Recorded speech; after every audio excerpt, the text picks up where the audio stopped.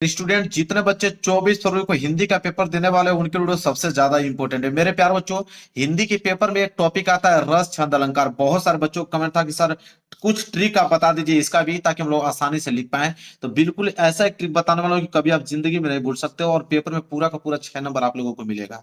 रस 2 नंबर का आता है, 2 नंबर का छंद आता है और 2 नंबर का अलंकार आता है। और जो पूछा जाता है वही इंपॉर्टेंट वाला रस छंद अलंकार बताने वाला हूँ मेरे प्यारे बच्चों। जैसे देखिए सिंपल ट्रिक क्या है मेरे प्यारे बच्चों, वो समझिए। ट्रिक ये है मेरे प्यार कि सबसे पहले रस का आपको अस्थाई भाव मालूम होना चाहिए। पहला मैं टॉपिक स्टार्ट कर रहा हूं रस। रस का सबसे पहले आप लोगों का अस्थाई भाव मालूम होना चाहिए कि रस का अस्थाई भाव क्या होता है। तो जैसे मैं अगर बात करूं, दो सबसे ज्यादा इंपॉर्टेंट रस, एक हास्य रस एक करुण रस। ठीक है। तो बस आपको मालूम होना चाहिए कि हास्य रस का अस्थाई भाव क्या होता है। तो हास्य रस का अस्थाई भाव मेरे प्यार जो हास होता है, क्या होता है, हास होता है। अगर वही बात करें करुण रस का, तो करुण रस का अस्थाई भाव जो होता है वो शोक होता है। बस ये दो चीज अगर आपको मालूम है तो आप किसी भी रस को आप लिख सकते हो मेरे प्यारे बच्चों। तो हास रस का अस्थाई भाव हास, करुण रस का अस्थाई भाव शोक होता है। अब देखिए मेरे प्यारे बच्चों, मैं पहला स्टार्ट करने वाला हूँ हास रस। जब एग्जाम में लिखना होगा तो आप हेडिंग बना लीजिएगा हास रस। और हास रस में लिखेंगे क्या कि हास रस का अस्थाई भाव हास होता है। ये तो पहली लाइन ऐसे ही लिख दोगे कि हास रस का अस्थाई भाव हास होता है। फिर लिखोगे कि जब हास नामक अस्थाई भाव जो है वो विभाव से अनुभाव से और संचारी भाव से संयोग करता है, तो वहां पर हास्य रस होता है। बस आपको तीन बातें याद रखना है। एक तो मेरे प्यारो जो विभाव अनुभाव और संचारी भाव, तीन टॉपिक आप लोगों को याद करना है। कि जब लिख देना कि जब विभाव अनुभाव संचारी भाव का संयोग होता है तो वहां पे हास रस की उत्पत्ति होती है। सिंपल ऐसे भी लिख सकते हो। तो देखो अभी मैंने याद करा दिया, कैसे देखो लिखोगे क्या कि हास रस का स्थायी भाव हास होता है। जब हास नामक अस्थाई भाव मेरे प्यार जो अनुभाव विभाव अनुभाव और संचारी भाव से संयोग करता है, तो वहां पे हास रस की उत्पत्ति होती है या वहां पे हास रस होता है। देखिए याद हो गया कि नहीं, कितना सिंपल है। तो बस अस्थाई भाव और आपको तीन टॉपिक विभाव अनुभाव संचारी भाव, ये तीन याद करना है, किसी तरह बना के उसको लिख दोगे। उदाहरण की बात करें तो उदाहरण बहुत सिंपल मैंने लिखा है। दो उदाहरण में बता रहा हूं कि हाथी जैसा देह है गेंडे जैसी खाल, और दूसरा है कि तरबूजे से खोपड़ी खरबूजे से गाल। अब इतना सिंपल आप लोगों को कोई उदाहरण बताने वाला नहीं है मेरे प्यारे बच्चों। ठीक है। अब इतना सिंपल तो आप याद ही कर सकते हो। आपका हास रस लिखना आ गया, अब कभी भी भूल नहीं पाओगे। बस हास रस का अस्थाई भाव हास होता है। जब अस्थाई भाव हास किसी विभाव से अनुभाव से संचारी भाव से संयोग करके हास रस की उत्पत्ति होती है, हास रस बनाता है या हास रस होता है, किसी तरह भी लिख सकते हो। क्लियर है मेरे प्यारे बच्चों। तो हास रस आपको समझ में आ गया होगा, लिखने के लिए आता है वो तो कंफर्म है। और इसी तरह लिख दीजिएगा आप। इसके बाद दूसरा है करुण रस। हास्य रस समझ में आ गया, करुण रस का स्थायी भाव शोक होता है। फिर वैसे ही बना के लिखेंगे कि करुण रस का स्थायी भाव शोक होता है। फिर लिखना कि जब शोक अस्थाई भाव, जब शोक का स्थायी भाव विभाव अनुभाव संचारी भाव से संयोग करता है, तो वहां पर करुण रस होता है। सिंपल, मतलब वही चीज सेम है। बस आप लोगों को अस्थाई भाव मालूम होना चाहिए। जैसे करुण रस का अस्थाई भाव शोक होता है, और लिखना कि जब शोक अस्थाई भाव विभाव से अनुभाव से और संचारी भाव से संयोग करता है, मिलता है, तो वहां पे करुण रस की उत्पत्ति होती है या करुण रस होता है। अब बताओ, अब कभी भी मेरे प्यार जो हास्य रस करुण रस लिखने के लिए आ जाएगा, सिंपल लिख दोगे। उदाहरण तो बहुत सिंपल लिया है कि हे खगमृग हे मधुकर श्रेणी तुम देखी सीता मृग नैनी। अब इससे सिंपल उदाहरण आपको मिल नहीं सकता है। बिल्कुल सिंपल सिंपल लिख के लेके आऊं ताकि आप आसानी से उसको लिख पाओ, और आपका ये 6 नंबर हिंदी के पेपर में बिल्कुल कंफर्म हो जाए, कोई एक नंबर भी आप लोगों को काट नहीं सकता है। तो ऐसे मेरे प्यार बच्चों लिखना है आप लोगों को। तो हास्य रस करुण रस, दो टॉपिक यहाँ पे मेरे प्यार बच्चों कवर हो गए कि नहीं। बस रस में बस दो ही याद करके जाना है आप लोगों को, ज्यादा नहीं, बस दो रस याद कर लो, काम हो गया आप लोगों का। यही लिखने के लिए देता है। अब हम लोग अलंकार की तरफ बढ़ेंगे। देखिए मेरे प्यारे बच्चों, अब हम लोग अलंकार की तरफ बढ़ रहे हैं। अलंकार में सबसे पहले अनुप्रास अलंकार देखेंगे। अनुप्रास अलंकार बहुत ही ज्यादा सिंपल है। कह रहा है कि वर्ण बार बार आए, देखिए इतना सिंपल परिभाषा कोई आपको बताया जाएगा नहीं। वर्ण बार बार आए तो वहां अनुप्रास अलंकार होता है, बस इतना ही सिंपल लिखना है। जैसे उदाहरण पे तरनी तनुजा तर तमाल तरुअर बहुछाय, जैसे देखिए ये त जो है वर्ण है, ये भी त जो है वर्ण है, ये भी त वर्ण है, ये भी त वर्ण है, ये भी त वर्ण है। तो कह रहा है कि वर्ण बार बार आए। देखिए तरनी तनुजा तट तमाल तरुअर बहु छाय, बस हो गया। तो अनुप्रास अलंकार समझ में आ गया आपको ना, कि वर्ण बार बार आए वहां अनुप्रास अलंकार होता है। अब दूसरा हम बात करेंगे यमक अलंकार। यमक अलंकार भी बहुत सिंपल है कि एक ही शब्द एक से अधिक बार आए तो वहां यमक अलंकार होता है। मतलब एक ही शब्द होगा और एक से अधिक बार आएगा। जैसे काली घटा का घमंड घटा, अब यहाँ पे घटा आ गया, ठीक है, और यहाँ पे भी घटा है, लेकिन दोनों का अर्थ अलग अलग होगा। घटा का मतलब बादल है, घटा का मतलब घटनाएं होती हैं।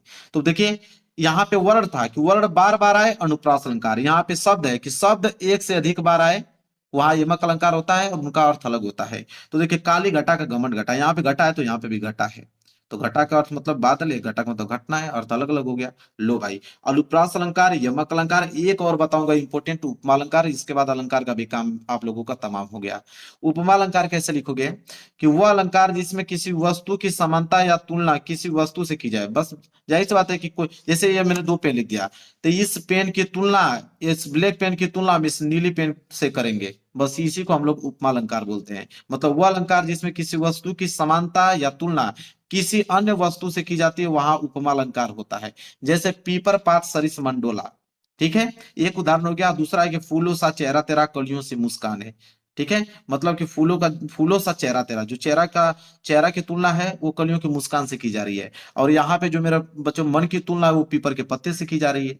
तो किसी वस्तु की तुलना किसी अन्य वस्तु की तुलना या समानता की जाए तो वहां पे उपमा अलंकार होता है। अब इतना सिंपल आप लोगों को कोई बताने वाला नहीं है। तो वह अलंकार जिसमें किसी वस्तु की समानता या तुलना किसी अन्य वस्तु से की जाती है, वहां उपमा अलंकार होता है, बात खत्म। तो तीनों टॉपिक मैंने बता दिया यहाँ पे, अनुप्रास अलंकार, यमक अलंकार, लो भाई उपमा अलंकार, क्लियर है। अब हम लोग मेरे प्यारे बच्चों छंद देखेंगे, सोरठा देखेंगे, काम खत्म हो गया आप लोगों का। चलिए अब मेरे पास जो दोहा छंद हम लोग देखने वाले हैं। दोहा छंद में लिखेंगे, ये भी बहुत सिंपल है दोहा छंद, कि यह एक अर्ध सम्मात्रिक छंद है, इसमें चार चरण होते हैं। बस याद रखिए कि दोहा और सोरठा में चार चरण होते हैं बस। तो यह एक अर्ध सम्मात्रिक छंद है, इसमें चार चरण होते हैं, और पहले और तीसरे चरण में 13-13 मात्राएं तथा दूसरे और चौथे चरण में 11-11 मात्राएं होती हैं। ठीक है, इसका ट्रिक मैं बता दें, इसका ट्रिक लिख लो। इसका ट्रिक मेरे प्यारे बच्चों दो तेग, क्या हो जाएगा, दो तेग नाम से इसका ट्रिक याद कर लो। दो तेग मतलब होता है कि दोहा, दोहा में 13-13 मात्राएं होती हैं और 11-11 मात्राएं होती हैं। ठीक है, जैसे आप ऐसे कर सकते हो मेरे प्यारो चो, जैसे यहाँ पे आप करोगे कि दो मतलब दो, और लास्ट वाला देखिए, पहला वाला दो है, लास्ट वाला गो है, गो मतलब 11। तो 11 को जब जोड़ोगे मेरे प्यारो चो तो यहाँ पे आ जाएगा 13। तो यहाँ पे देखा ऐसे लिखना, पहले और तीसरे, पहले और तीसरे चरण में 13-13 मात्राएं होती हैं, और दूसरे और चौथे चरण में 11-11 मात्राएं होती हैं। लो भाई ट्रिक बन गया। उदाहरण, रहीमन पानी राखिए बिन पानी सब सून, पानी गए न उबरे मोती मानुष चून। ये गए हैं, ये ए वाला गए है, ऐसे गए हैं। ठीक है, देख सकते हो मेरे प्यारो। अब देखिए पहले और मेरे प्यार बच्चों तीसरे चरण में, पहले और तीसरे चरण में 13-13 मात्राएं देखिए, 1 2 3 4, 4 2 6 2 8 2 10 11 12 13, 13 इसमें है। तीसरा चरण में भी 13 होगा, 2 2 4 2 6 1 7 1 8 2 10 10 2 12 1 13।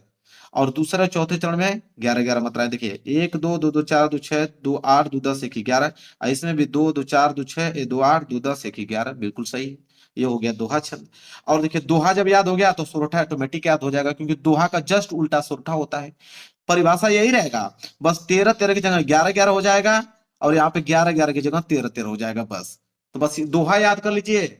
अब बस आप जान जाइएगा कि दोहा का उल्टा सोरठा होता है, बस काम बन जाएगा आप लोगों का। देखिए कैसे लिखोगे सोरठा में, सोरठा में लिखोगे मेरे प्यारे बच्चों कि यह अर्ध सम्मात्रिक छंद है, सेम परिभाषा वही रहेगी।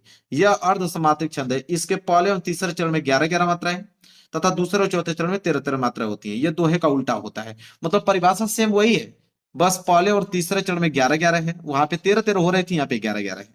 और यहाँ पे दूसरे और चौथे चरण में 13-13 मात्रा है, वहां पे 11-11 हो रही थी। मतलब उसका जस्ट उल्टा है और कुछ नहीं है मेरे प्यारे बच्चों। देखिए एक परिभाषा लिखा हूं, उदाहरण मेरे यहाँ पे, कि राधा नागरी सोई मेरी भव बाधा हरो, श्यामु हरित दूती होई, जा तन की छाई परे।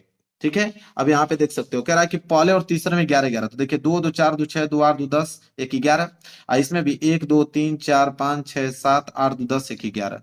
इसमें 13 मात्रा होंगी, 2 2 4 2 6 2 8 2 10 दोबारा 1 13, और 2 2 4 2 6 2 8 2 10 दोबारा 1 13। देखिए तो कितना क्लियर है। अब मेरे प्यार को रस छंद अलंकार बस मात्र 9-10 मिनट के अंदर में समाप्त कर दिया। इतना सिंपल टॉपिक पूरे यूट्यूब चैनल पे आप लोगों को कोई नहीं बताया होगा, लिख के देता हूँ, गारंटी है मेरा। अब मेरे प्यारों जो आज के बाद कभी भी लिखने के लिए आ जाएगा ना, तो आसानी से आप लिख पाओगे। 24 फरवरी को रस छंद अलंकार आएगा, जैसे मैं लिखा हूँ सेम लिख दीजिएगा, एक नंबर एग्जामिनर नहीं काट सकता आपका, आप पूरा का पूरा नंबर आपको देगा। तो मेरे प्यार जो वीडियो को लाइक कर देना आप लोगों को, चैनल पर नए हो तो चैनल को जरूर सब्सक्राइब कर लेना। मिलेंगे प्यार से नेक्स्ट वीडियो में, तब तक के लिए धन्यवाद।